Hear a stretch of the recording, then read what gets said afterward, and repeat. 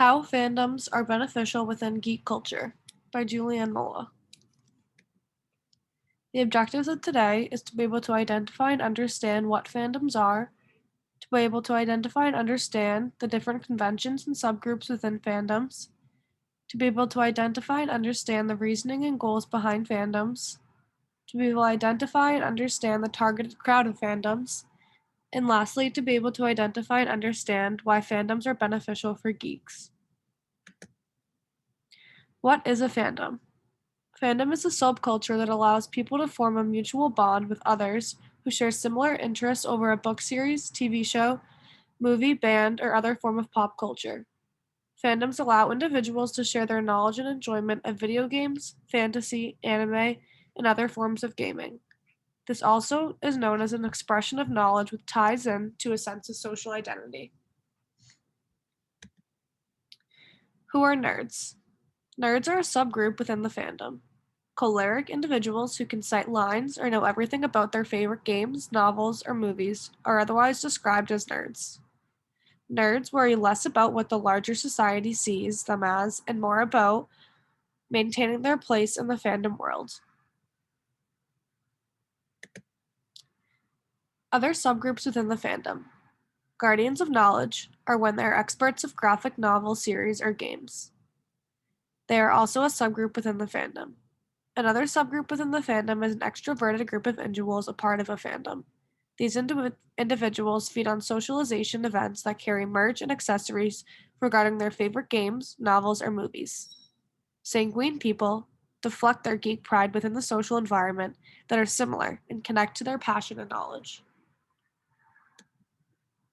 Cultural literacy within geek culture. When one engages with more than one fan base, they require a level of cultural literacy and multiple levels of interactions among the members of the fan communities. This is an expression of passion for the fan-based interest. Cultural literacy can be defined as being able to understand the traditions, regular activities, and history of a group of people from a given culture. Jenkins' 5 levels of fandom activity. These are levels of activities that fandoms generally engage in with their favorite games, books, or movies. The first level is the reception and consumption of mediated works. Fans will overanalyze a film, episode, or graphic novel with an emotional connection and the ability to use common tools for analyzing media. The second level is when fans learn about the community. These readings are based on other things in the same genre. Members of a certain fandom understand how to connect the world in their favorite game, novel, or show to the daily life of a fan.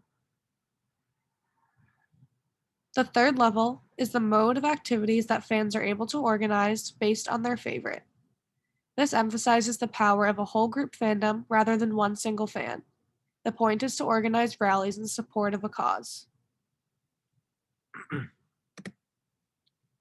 Here are a few pictures of fandom events. The fourth level of the Jenkins levels of fandom activities is fan fiction. This is works created that are based on the aesthetic tradition and practices of the fandom. It acts as a type of cultural capital that shows the fans' investment in their favorite works and as an artifact that can be given as a gift or read by others in the fandom. Perceived agency is crucial from a psychological perspective because it provides an outlet for fans to have a space to work out issues they may be having by using the characters from their favorite game or show to cope with these psychological problems. The types of expression and connections between fans and characters have given professionals a lead in discussion of key psychological and social issues with patients. Comic book characters are especially effective when in treatment. The use of fantasy play therapy works as a mode of conflict resolution, tension reduction, and problem solving within therapeutic sessions. It also allows therapists to deal with their patients' physical or sexual abuse, issues with having a disability, trauma, loss, and grief. The therapist can use their patient's fandom to incorporate a set of therapies linking into their favorite character or series. The last level is community development. Fandom allows those within the community a sense of closeness with strangers who have similar cultural tastes and interests. The world of fandom uses norms established by comic books while expanding these norms to help guide social interactions. They use the characters to talk about their personal problems. The benefits of fandom: friendships and connections. The mere exposure effect is the idea that the more you're exposed to something or someone, the more likely you are to like it or them. When you're a member of a certain fandom regarding anime, manga, or something else, you're exposed to the same group of people over and over again. Eventually, you'll get to know each other and have a better chance at building friendships within those people compared to building one with a total stranger outside of that group or community. A sense of belonging. Depression and loneliness are strongly linked to having a sense of that you don't belong. Being a member of a fandom and the community surrounding it can give one that sense of belonging and the feeling of not being alone or isolated. Anyone who knows the show, novel, or game is going to feel like they most likely belong.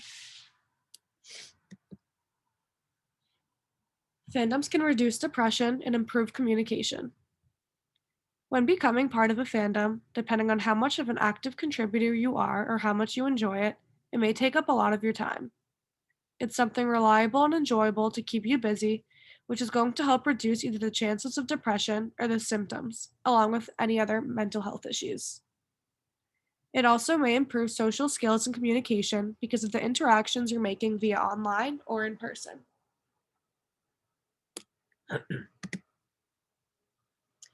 Superhero therapy. Janina Scarlett is a psychologist that implements superhero therapy, which is another name for geek therapy.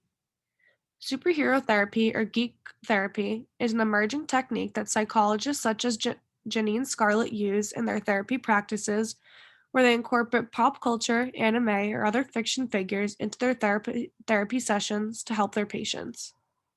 People often seek out psychologists who do this when they have an intense fandom and want to tie it into their therapy.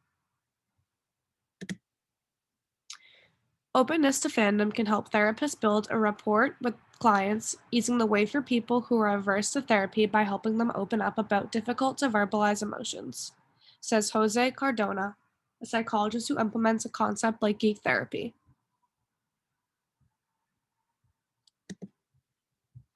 Fandom and therapy.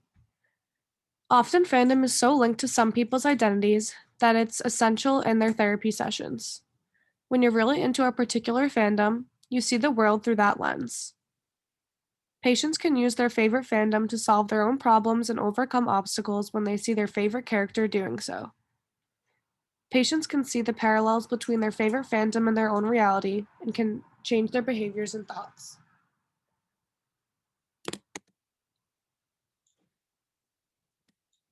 These are my IPA citations.